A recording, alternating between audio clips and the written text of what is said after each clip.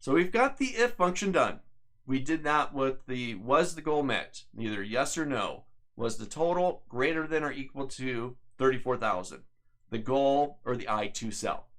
We've talked a bit about the and function, how you can test for multiple things. If all the tests are true, then the and function returns true. If one of them is false, then it returns false. Okay? And we've done a little bit of nesting. We brought in the min function.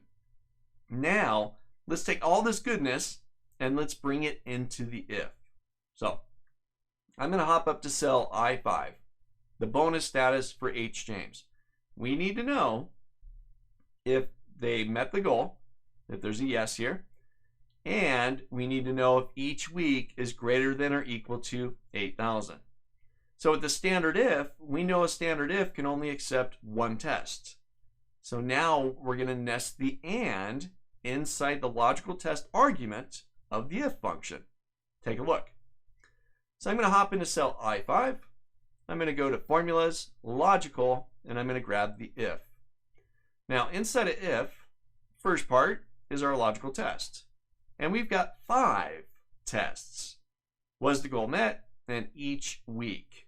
But really, like we saw earlier, we're going to narrow it down to just 2 because we're going to also nest in the min function. All right. So for my logical test, I'm going to type in and open parentheses. And open parentheses.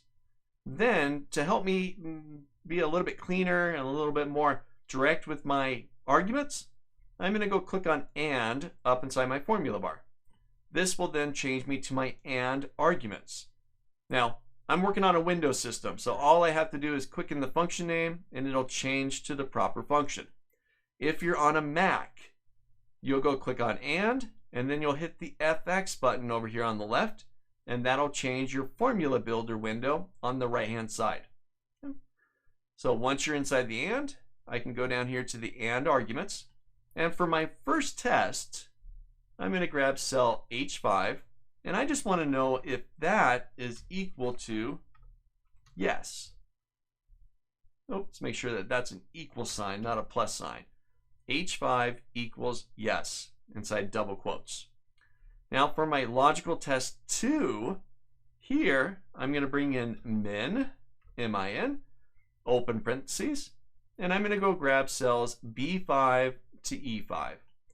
Close the parentheses, and I want to know if the minimum result of that range, B5 to E5, is greater than or equal to 8,000. There's my 2 tests. So my and is done. I'm testing for my 2, whether they're true or false. Now I'm going to go click on the if again. And remember, if you're on a Windows, you just click on if, and you got the if. If you're on a Mac, click on the if, hit the FX, and that will update it for you. So now, for value if true, I'm just going to say bonus. So if it's true, they get a bonus. I'll hit my tab key. Again, they put in the quotes for me. And then for value if false, I'll say no bonus. There we go. And that's it. I'll hit OK. First person made it. They got a yes. All their weeks are greater than or equal to 8,000. I'll copy that down. Boop. Next 2 people didn't make it. They didn't reach the goal. Next person, they got the bonus. Yes, each week is greater than or equal to 8,000. Last person, no bonus. They met the goal, but a couple of their weeks were less than 8,000. This is your if function. Huge. Does a load of work for you, all based on conditions. And to get the if to do even more, we nest in another function, in this case and, to allow us to test multiple conditions. Try this out. Get the exercise file. You can follow along, rewind the video. You can jump into it yourself. But try this out. A lot of little moving pieces in there just because we're nesting functions. But it's really very, very powerful. Get functions to do even more for you through nesting.